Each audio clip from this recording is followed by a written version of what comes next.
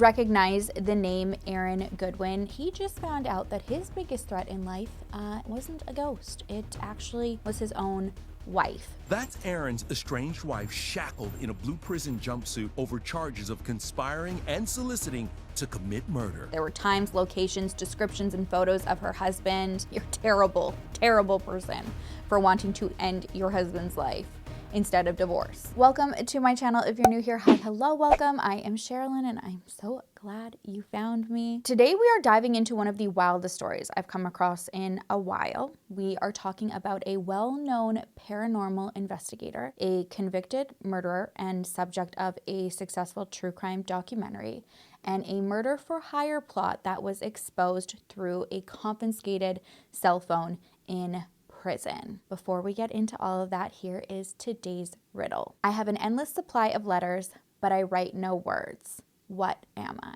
Okay, let's get started. You may recognize the name Aaron Goodwin. If you don't, he is one of the stars of the hit paranormal show Ghost Adventures, and he just found out that his biggest threat in life wasn't a ghost. It actually was his own wife, Victoria Goodwin, who has recently been arrested for allegedly plotting to have him murdered. The man that she was conspiring with is a convicted murderer who she started interacting with after watching a true crime documentary on him. Before we get into the crime itself, let's just quickly talk about Aaron. I personally have never seen Ghost Adventures. I'm not gonna lie, now I'm like super curious because it's like all I'm kind of like seeing on my feed these days, but he's described as like the bearded, charismatic investigator who has been a part of this show for years. Aaron, can you see in front of you? Is it pitch black? Is it? Yeah. What? Dude, I just heard something. Like what? It was like a scuffle. Like, Okay. that was weird. Come on. Bill, go in the hallway, quick. Someone's walking right down the hallway right now. See if there's somebody in the hallway, Bill. Someone's walking right above us. Okay. No, there's nobody up here. Dude, you heard I heard that. That sounded like someone walking normal, Right. just real quickly. Right. Yeah, there's nobody in the hallway. That sounded like a wolf. It sounded like a wolf. Did you hear it? I heard it. I was like, oh, that freaked me out. Hey, Like, it sounded like an animal snorting. Okay, let's go. Based on good old Wikipedia, Ghost Adventures is a paranormal investigation reality TV series that follows Zach Bagans and his team as they explore haunted locations around the world. It has been on air, I believe it was like on cable, like since 2008. It's become one of the most well-known ghost hunting series, and they also kind of blend historical research, lots of like night vision footage, and you know, those shows have like the big like dramatic flair. Each episode, I believe they like go and stay inside a like reported haunted property overnight, and then they have like all of the special equipment to try to catch evidence of like paranormal activity. It sounds like the show has had a lot of success moving from cable to like now being exclusive on like not Disney Plus, Discovery Plus app. And I think these shows are like, even if you are a believer or a skeptic, if you have, you know, like the funding and everything to like draw in an audience and know how to entertain, something like this can be super successful, which it sounds like this show definitely is. Off screen, Aaron seemed to be a happily married man. He married his wife, Victoria Goodwin, in August 2022 at Disneyland's Haunted Mansion, which is like one of my favorite rides ever. And now I'm just gonna be like, what the hell, Victoria? You know, next time I go back. From what I understand, they didn't have any children together, but they did both have a like strong love for animals. So they had a cat named Dodger, a dog named Moose, and then two pet rats named Pascal and Rapunzel, which I was like, oh my gosh, that's so adorable, because that fits in with the obvious love of Disney since they got married at the Haunted Mansion. And then you're like, how do we get from Pascal and Rapunzel, the rats, to this murder plot? According to police reports, Aaron's wife Victoria had been communicating with a man named Grant Amato. This name may sound familiar to some of you because Grant was recently featured in a successful 3-part documentary called Control Alt Desire. He was not the victim or, you know, like a friend of the victim being interviewed. No, he is the convicted murderer serving a life sentence for murdering his family. A little background on Grant. He was a 29-year-old nurse from Florida. His parents, Margaret and Chad, had him and his brother Cody in Orlando, but they were raised in Chilliwatta. I'm going to see if Chelsea replied to my voice note. I did ask her if she could pronounce this properly for me, and I hadn't heard back, but since I'm refilming this because I already filmed this episode and something happened with my audio, maybe I can harass her. She's gonna be like, why? Oh my god, okay. She replied, this is amazing. I said, can you voice note me how to pronounce Chilliwatta, Florida? She said, only if you send me a voice note of how you think it's pronounced. Chilliwatta. Chilliota? Chilliota. Oh my god, I can hear Wicked in the background. I'm so jealous. I want to be watching Wicked. Chilliota. That's how it is. Good thing I asked because I was way off. Anyways, I believe Margaret was the one who also had an older son from a previous relationship, but by all counts, like everyone was like raised tight-knit, and Margaret and Chad were very successful. Chad was a pharmacist and Margaret was a senior operations manager. Grant was apparently especially close with his brother Cody. They grew up close in age, like going to school together. They both had a really big interest in weightlifting, so they would do that together. Even as adults, they went and traveled to Japan. And they both studied nursing at University of Central Florida, where they both intended to go on and like further pursue studies to become nurse anesthetists. Cody did graduate from the nurse anesthetist program. Grant, however, dropped out. He was able to find work at Advent Health Orlando as a nurse, so he did complete his just initial nursing portion of everything,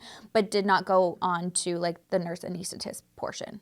I don't know why I'm talking in circles. Now, on the surface, things seemed to be going well until Grant was suspended from his job in June 2018 under suspicion of stealing and improperly administering medication to patients. Allegedly, hospital staff had found 8 empty vials of the sedative propofol, which had not been ordered by any doctors. These vials were like spread out in 2 different rooms that Grant had been overseeing. So when he's questioned about why he was administering drugs that were not ordered by doctors, he said he had administered the drugs to patients who he felt were not being adequately relaxed, which is like, that is not your call, Grant.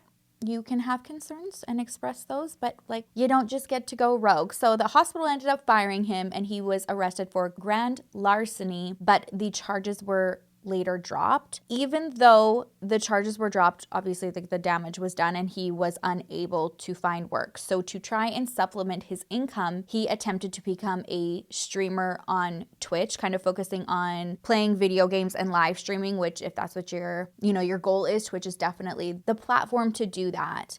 And according to reports, his family seemed pretty supportive of this new venture. They paid for the equipment and streaming setup that he needed to get started. Little did they know, though, Grant did not use all of the money that they gave him to become a streamer. He was actually visiting pornographic websites, which is where he met a Bulgarian cam model named Sylvia Veniselova.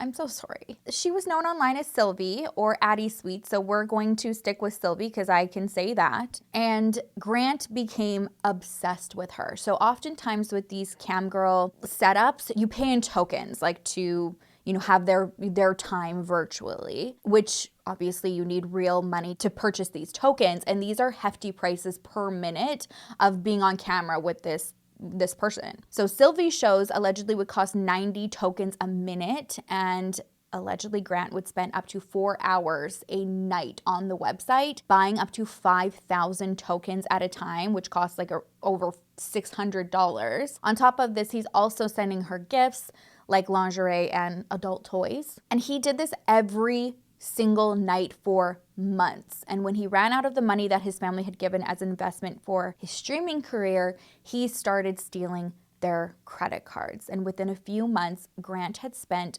$200,000 of his family's money on Sylvie. So obviously there's like this financial strain that led to a lot of family conflict and him ultimately being confronted with, like these astronomical costs of something that didn't seem to be paying off for him. And I couldn't help but think, like, as a little side note here, like what he actually could have accomplished if he had that support and investment from his family to actually stream and have this like sick setup and all of these like different games. It's so sad because it seemed like, his family was willing to do what they needed to kind of just like get him back in like on like the right path, and he completely took advantage of that. His family did ultimately find out what Grant was using the money for, and Grant was sent to stay with an aunt who he eventually started stealing money from, and she wanted to press charges. Chad and Margaret were able to convince her not to charge Grant, and in December 2018, they picked him up from her home and brought him to a voluntary rehabilitation clinic for pornography and internet addiction,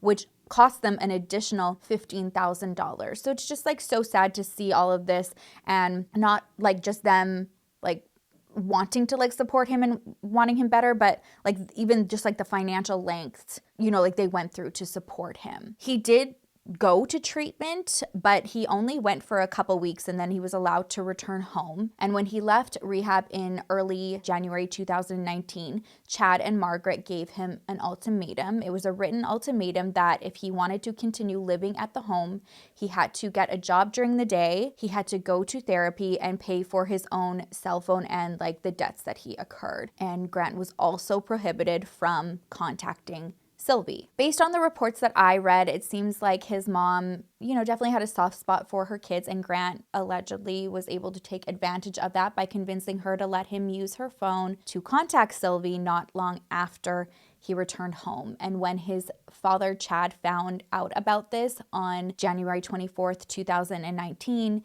he was furious and ordered Grant to pack up his things and leave the house. Sadly, later that day, while his mom was on the computer, Grant shot her in the back of the head. He then waited for his father to come home, and once he walked into the kitchen, Grant shot him 2 times. He then lured his brother Cody to come home after his work shift while he was hanging out with his girlfriend by sending him a message using his father's phone. It sounds, according to the girlfriend, that Cody had an idea that it had something to do with Grant, like him going home. Obviously not to like the degree that it was. Before he left though, he said, there's like some family drama, I'll be back. I think it has to do with Grant. When Cody did arrive at the house, Grant shot and killed him too. And if that wasn't bad enough, Grant attempted to stage the crime as a murder-suicide, placing the gun close to Cody's body to try and pin it on him. The next day, when Cody failed to come into work and his girlfriend finds this out and talks to the coworkers, everyone's concerned and phones the police to request a wellness check at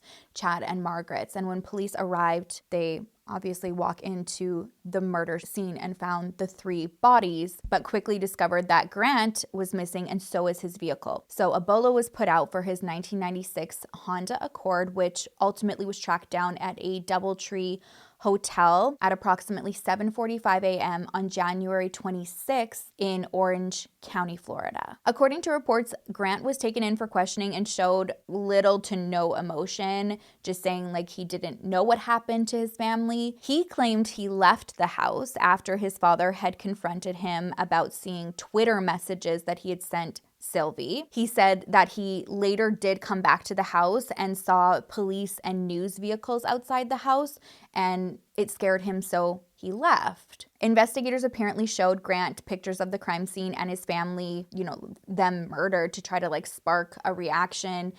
And there was just nothing. At this point, they strongly believed that he was involved and asked if he had any remorse. And according to the arrest affidavit, his response was that his family had been blaming him for months for ruining their life, for stealing, and for not following the rules in the home, so he might as well be blamed for this too. And if you're thinking, okay, well maybe he's true and he didn't do it, I think his actions right after they were murdered are pretty telling. Records indicated that after his family was murdered, one of the family credit cards was used to purchase $600 to access Sylvie. $600 worth of tokens to access Sylvie. Like, who would want to access Sylvie?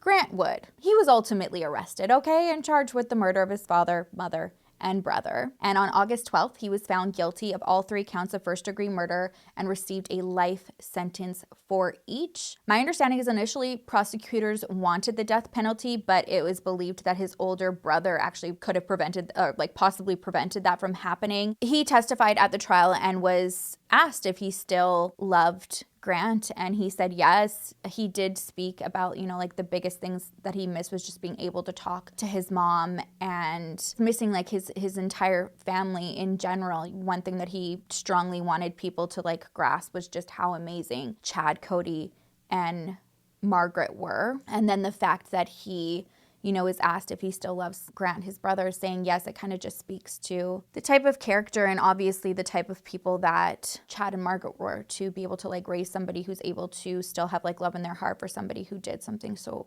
horrific to their loved ones. State may call their next witness. Jason Amato. My name is Jason Amato, and it's Jason, last name Amato. Mr. Amato, did you know Margaret Amato, Chad Amato, and Cody Amato during their lifetime? Yes. And first, please tell us, who is Margaret Amato to you? She is my mother. First of all, your brother initially denied any type of responsibility for hurting your family. Is that correct? Correct. Yes, sir. During the course of the conversation, were there times where you indirectly, and then at one point directly, accuse him of killing your family? Yes. I did go into meeting my brother, just trying to find out what happened to my family, and he was the last one that I knew was there. So I'm sure some of my questions or statements were accusatory. I got a phone call from a person that I thought was part of the hospital that I later learned was a police officer. Needless to say, they're the ones that initiated that Cody didn't show up for work. Well, kind of tell us what happened then. The police made contact with you sometime afternoon. It was pretty scary. So they, came into the building, and the whole building got shut down, and there were police officers everywhere. They took me into a room and, questioned me, and later gave me very general details that there was a woman and 2 males in their 30s found in the house. So I just tried to answer. No, I'm good. So I just tried to answer their questions as best as possible. And they questioned me for, I was with them all day, but they initially questioned me for a couple hours, and then they went and searched my car in the parking lot for a couple hours, and then they went and searched my house for a couple hours. So, during that whole time, I was with the investigators all day, and they were constantly asking me questions, just tendencies about my parents and brothers and stuff. When Mr. Downey was asking you questions, you referred to your mother being at the barn. Yes. Explain to the jury what you meant by that. My mom loved horses, and she had a barn, she had a horse at a barn down a dirt road behind the house. She met a lot of good friends there, and she spent a lot of time there with her horse and friends. When were you informed that your brother Grant was a suspect? When was I informed? Yes. I guess when I got the call in the middle of the night that they were going to arrest him. But before that, he was just a person of interest. They released him, so I didn't have any feelings like that until I was told he was being arrested. So as I mentioned, there was a 3-part documentary on this case, and Victoria watched it. She allegedly became interested in Grant after watching this, which I think just in itself speaks volumes, and reached out to him, and then they started to form a connection. It sounds like they were able to do this by getting phones into the prison for Grant to communicate with her on, and they were talking mostly on text and Facebook Messenger. So According to the police report, guards ended up finding his phone and confiscating it. And while they're searching it, they come across messages between him and Victoria. And imagine their surprise when they discover that they're reading the two of them planning a murder for hire plot to kill Victoria's husband, Aaron. And they were not just talking about it. Investigators say that she had set over like $11,500 for this plan to move forward, with an initial payment of $2,500 already, or like in the works of being sent through PayPal. And I know this sounds so terrible, like, because it's not funny, but it's like how stupid. Like, thank God.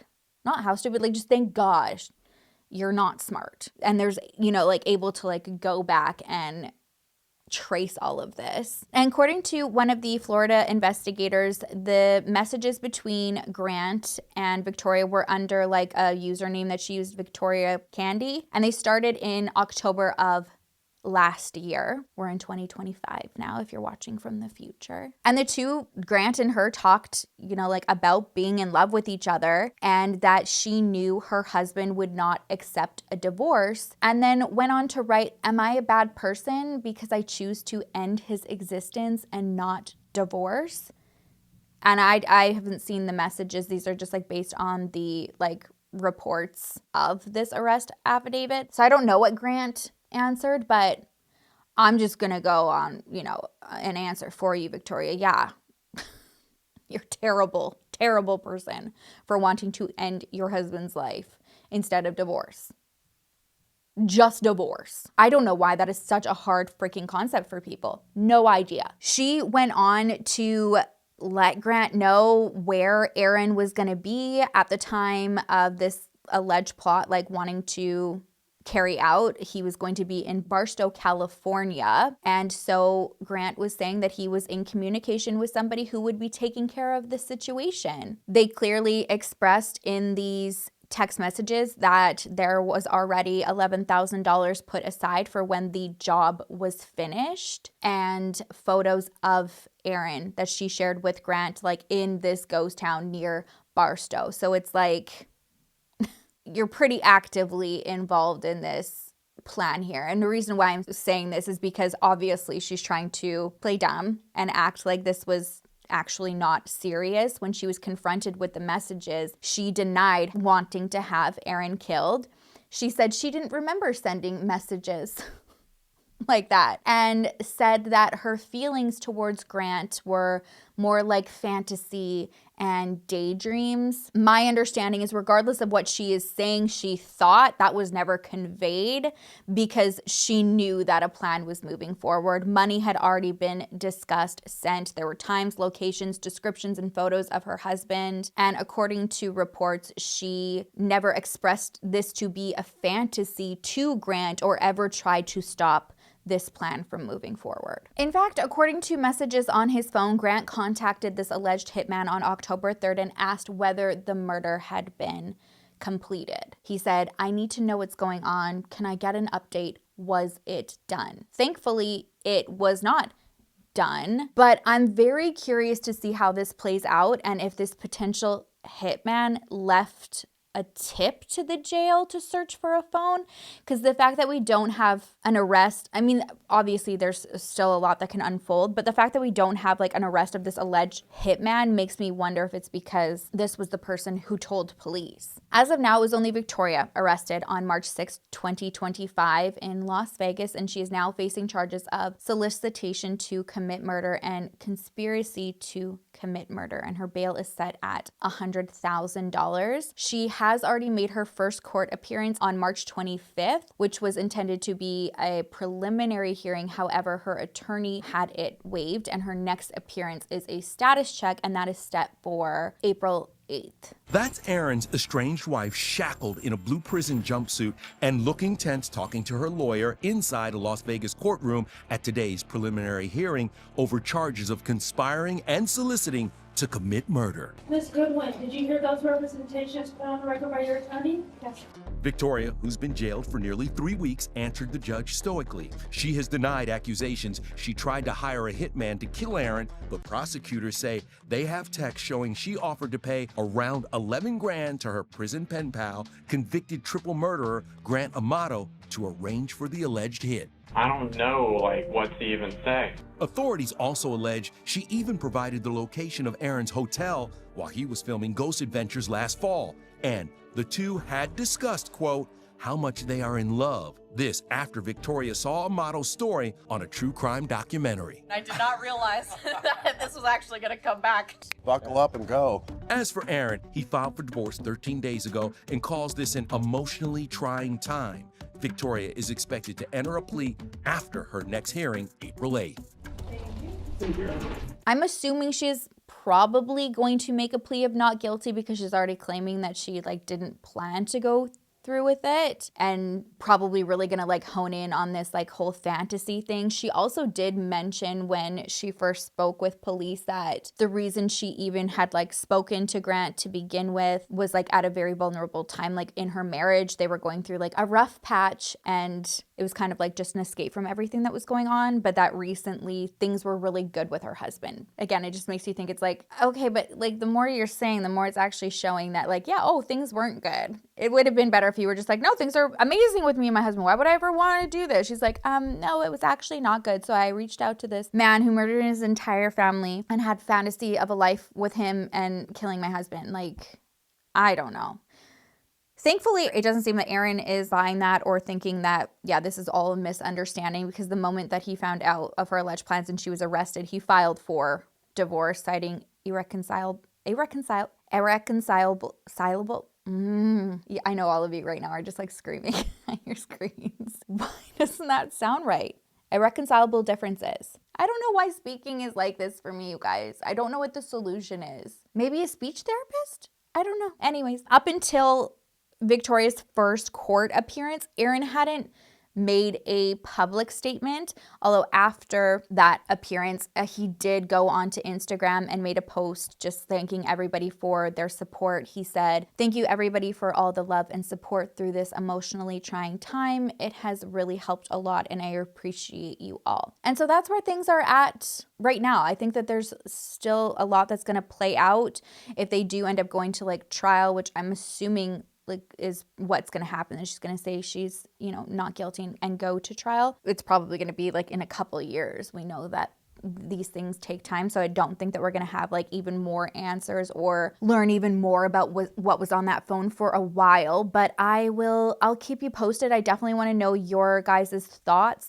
Do we believe that this is, you just got caught up in some weird fantasy? I don't know. To me, I think either way, the fact that she was communicating the way that she was with the convicted murderer is just not normal behavior to begin with, and just in itself is pretty telling. And even if she did have a change of heart, the fact that this guy, he murdered his own family, showed that he has no empathy or loyalty to his own loved ones. What would he have, for a man that he doesn't know, even if she was just oh, I'm just kidding, why would he even care to stop that plan from being in motion? It doesn't sound like that was ever a thing anyway, so I guess I'm just thinking about scenarios that don't matter. Anyways, she's sick, he's sick. I'm so glad that Aaron is okay. I can't imagine what this would feel like, coming to terms with about somebody that you love and you're married to and trust, and then finding this out and how far it had gotten to. Yeah, and thank goodness for those guards who found that phone. And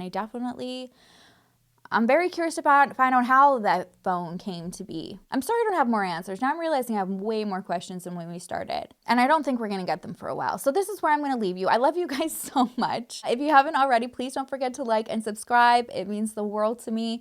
I love and I appreciate you so much. The answer to today's riddle: I have an endless supply of letters, but I write no words. What am I? And the answer is a mailbox. And I feel like this is one that we have done before. I don't know why it's always at the end where I'm just no, I feel like I said this before. You know what? There's not a lot of, there's a lot of riddles out there, but there's only so many that are fit.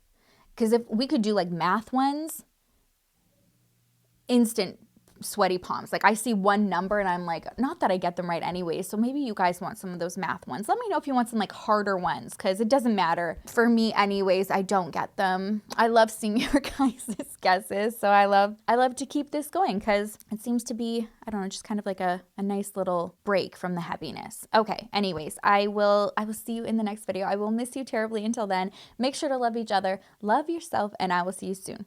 Bye.